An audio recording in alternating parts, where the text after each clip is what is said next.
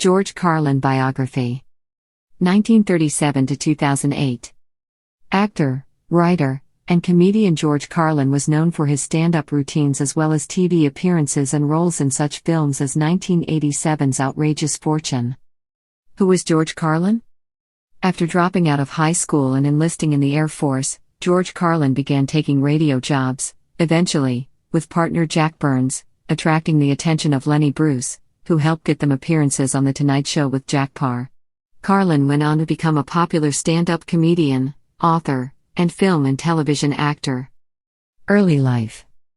George Denis Patrick Carlin was born May 12, 1937, in the Bronx, New York.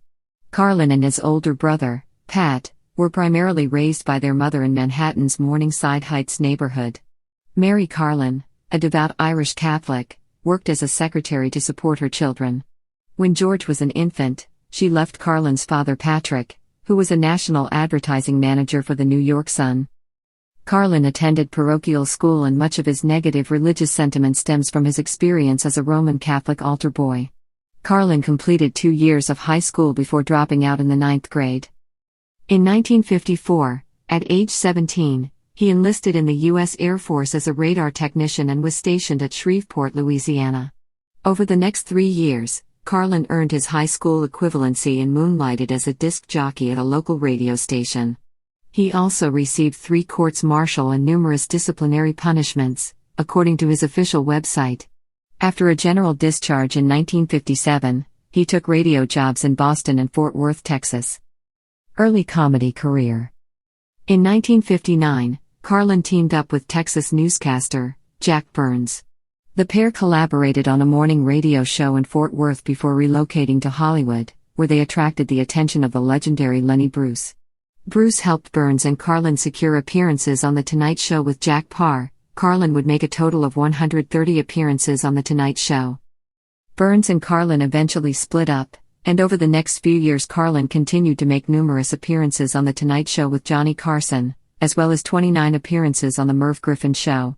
In the early 1960s, Carlin got his start as a stand-up comic by performing on the Las Vegas circuit and entertaining TV audiences.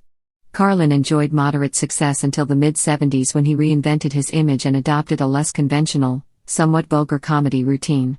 Carlin's scripted monologues began to represent his disillusioned attitude toward the world, in which explored the highly sensitive issues of Vietnam, politics, religion, American culture, drugs, the demise of humanity, and the right to free speech. 7 words routine. In July 1972, Carlin was arrested for violating obscenity laws in Milwaukee after his infamous routine 7 words you can never say on television. When a radio station played a recording of Carlin's 7 words routine, it sparked a legal case over obscenity regulations. In 1978, the U.S. Supreme Court upheld the government's right to penalize stations that broadcast such material on public airwaves during hours, 6 a.m. and 10 p.m., when young people may typically tune in. As a self-professed atheist and avid cocaine user, his adversaries deemed him anti-religious and disrespectful of society. However, the comedian's new material brought him success from the younger counterculture. Carlin illustrated his anti-establishment views by being the first host of the risque TV show Saturday Night Live on October 11, 1975. Comic great. In 1977, Carlin starred in his first of HBO comedy specials, On Location, George Carlin at USC.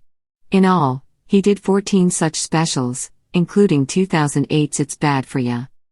In 1990, Carlin compiled a multi-CD set that highlighted his work from the 70s, titled George Carlin, The Little David Years, 1971-77, 1990. The collection included the albums, FM and AM, Class Clown, Occupation, Fool, Toledo Window Box, An Evening with Wally Londo featuring Slasso, and On the Road. Carlin received 2 Grammy Awards for FM and AM, 1990, and Jammin' in New York, 1992, for which he won a Grammy.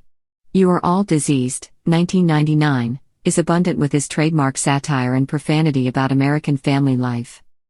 Carlin published Brain Droppings in 1997. The book included his comedic take on life, society, and politics. It spent 18 weeks on the New York Times bestseller list. 2 years later, syndicated columnist Mike Barnicle was suspended from the Boston Globe after he had plagiarized passages from Carlin's book. To Carlin's benefit, the widely publicized controversy led to an increase in book sales.